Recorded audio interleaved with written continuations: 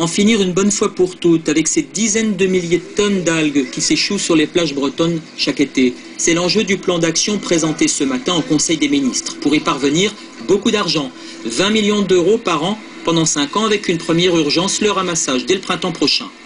Il ne faut pas mentir, en dessous de 10 ans, on ne pourra pas éradiquer les algues vertes. Par contre, on est capable d'éviter qu'elles ne viennent sur les plages et les ramasser dès qu'elles arrivent et si possible en mer le plus en amont possible. Des algues potentiellement dangereuses car en pourrissant, elles dégagent des vapeurs mortelles.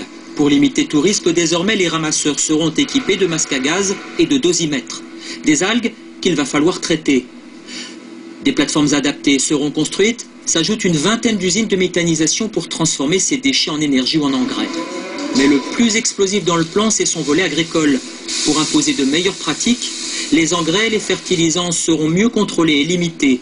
Des mesures pour toute la Bretagne et non pas pour les seules zones les plus touchées comme le réclamaient les agriculteurs.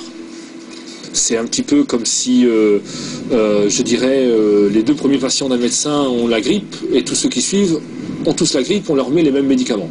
Et ça, non, c'est quelque chose qu'on n'acceptera pas.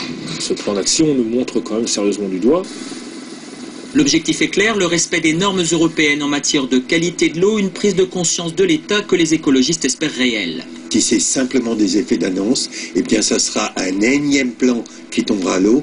Mais je rappelle, derrière le gendarme de l'État français, il y a le gendarme européen, celui qui d'un côté finance l'agriculture, mais demande également qu'on respecte l'environnement. Un plan anti-algues vertes qui intervient au moment même où Bruxelles vient de lancer une nouvelle procédure judiciaire contre la France pour la mauvaise qualité de l'eau en Bretagne.